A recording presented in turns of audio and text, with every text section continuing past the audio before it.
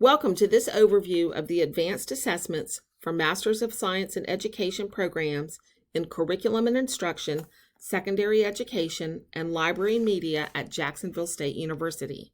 We value your collaboration as we work toward continuous improvement of all education programs.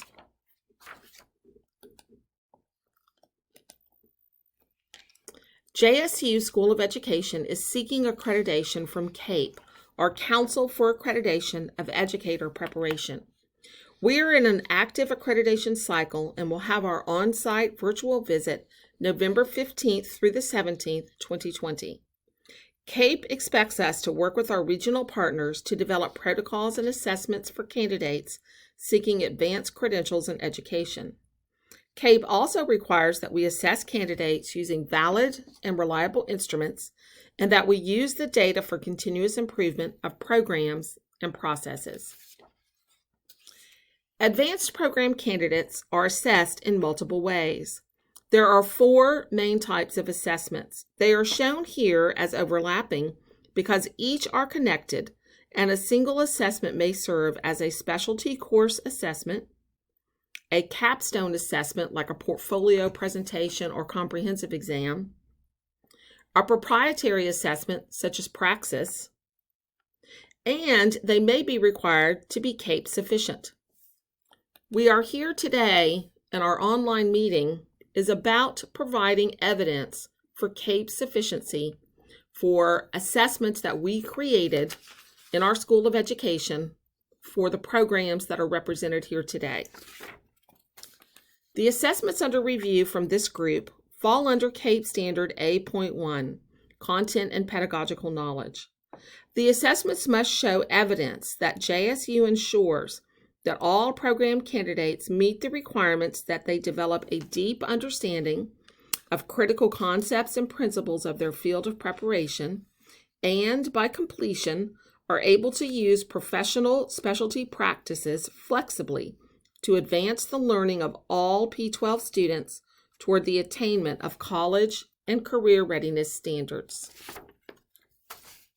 CAPE A.1 and the Alabama Code of Educator Preparation specify that all candidates for advanced preparation must be able to understand and apply skills appropriate to their field of specialization.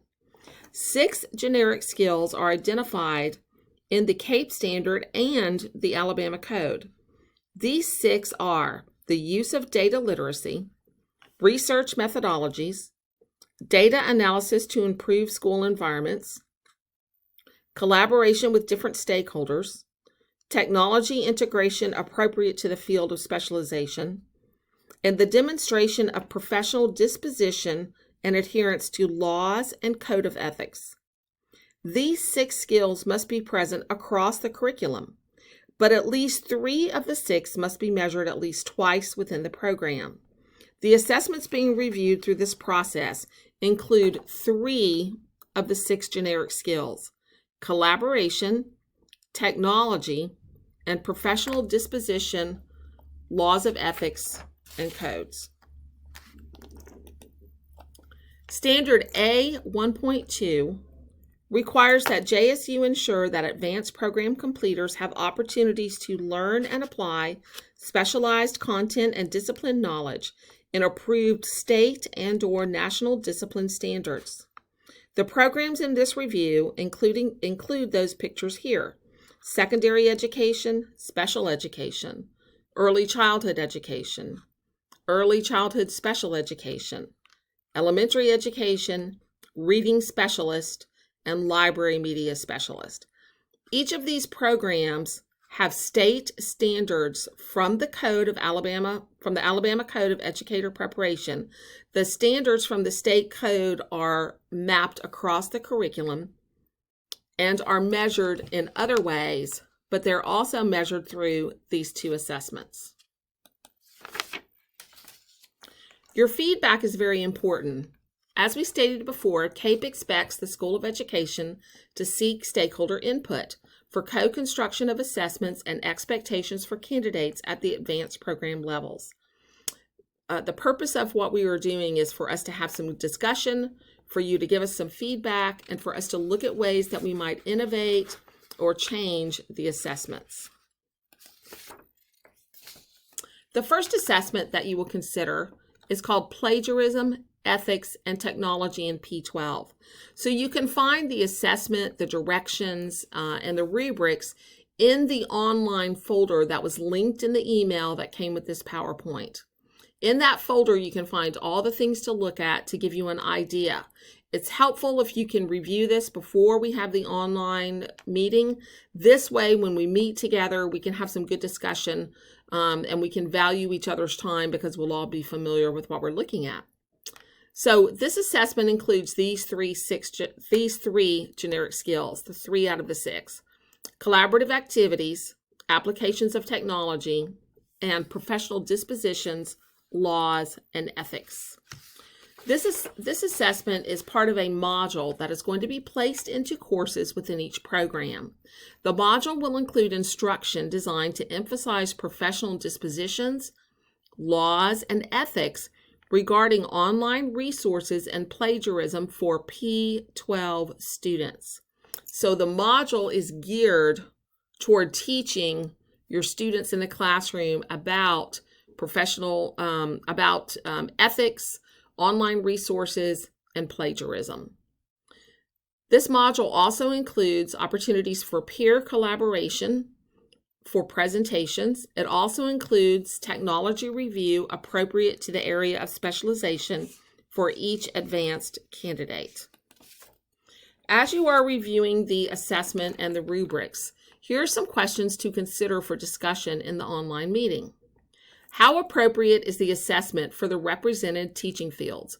So all of you that are participating with us, you represent your teaching field. You're either library media, you're a reading specialist, you're early childhood special ed, a secondary education teacher, or you are a early childhood special education. So when we have the online meeting, we will discuss these questions. We value your opinion and we want to hear from you. So it will be good if you can think about it in advance. So how appropriate is the assessment for your represented teaching field? Are the generic skill components evident enough? Can you see collaboration, technology, and professional dispositions within the module and the assessment?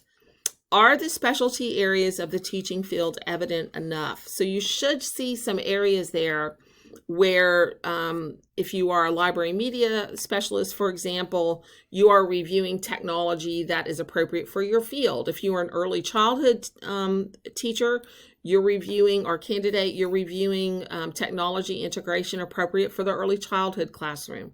So you should see some evidence there of the specialty teaching fields. Is it enough in the assessment? And then finally, what innovations would you suggest for the assessment? The second assessment is called Peer Collaboration and Reflective Teaching in P12. So again, this assessment has the same 3 generic skills, 3 out of 6, that are being measured: collaborative activities, technology for field of specialization, and professional dispositions, laws, and ethics. So the same 3. So this assessment and assignment is carried out in field experiences or within the internship. The assignment calls for advanced program candidates to plan, implement, and reflect on an instructional segment. So again, if you are a special education teacher, you're going to plan, implement, and reflect on a instructional segment appropriate to the special education students that you're working with. If you're a reading specialist, you're going to plan, implement, and reflect on an instructional segment appropriate to working with some component of reading. If you're a library media, you're going to do this according to the directions given for library media specialists, something with reading and in the library. You should see evidence here of the specialty area. You should see evidence of peer collaboration. A large part of this assignment involves peering with another advanced program candidate to enhance the instructional and reflective performance in this task. You should also see technology appropriate to the field of specialization.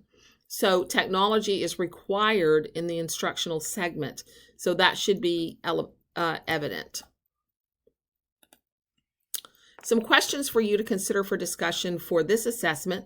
How appropriate is the assessment for the represented teaching fields? Again, you all represent the different teaching fields that are going to be using this assessment. How appropriate is it, in your opinion? Also, are the generic skills evident enough? So just like in the first assessment, we want to make sure in this second assessment that our generic skills are evident enough in what we're asking candidates to do. Also, are the specialty areas of the teaching field evident enough? How does that look? Can we tell from this assessment what the specialty area is when the candidates turn in their work? And then finally, what innovations would you suggest for the assessment? So we're interested in your opinion for innovations, how we could use it, how we could change it, and that type of information. So when we have the online meeting, we will discuss this overarching question.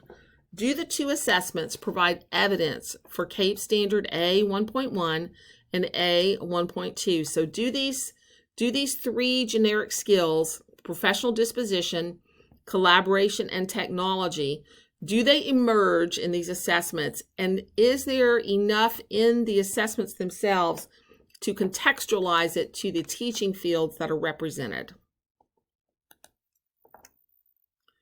So the stakeholder meeting will be October the 8th, 2020 from 4 to 5 p.m. It will be online. I will send a online link for you to join the meeting. I will send it sometime a little bit closer to October 8th so that it doesn't get lost in your email. It will be from 4 to 5 p.m. and the agenda will include discussion, feedback from all of you, and ideas for innovations and suggestions for these assessments. So as you are reviewing, if you have questions, you're welcome to contact any of us. You can contact me. I'm Dr. Babanese, the Associate Dean. You can contact Dr. Melinda Staub. She's Department Head for Curriculum and Instruction. That would be early childhood, elementary, special education, early childhood, special education, and reading. You can also contact Dr. Emily Sims. She is Department Head for Secondary Education. Or Dr. Wendy Stevens. She is the chair for Library Media Program. So we look forward to working with you. We thank you for your time. I hope this little overview is helpful for you. If you get into the online folder, you can kind of look around in there and get some ideas, study the assessments, and see what you think. And we look forward to discussing with you on November 8th. Thank you.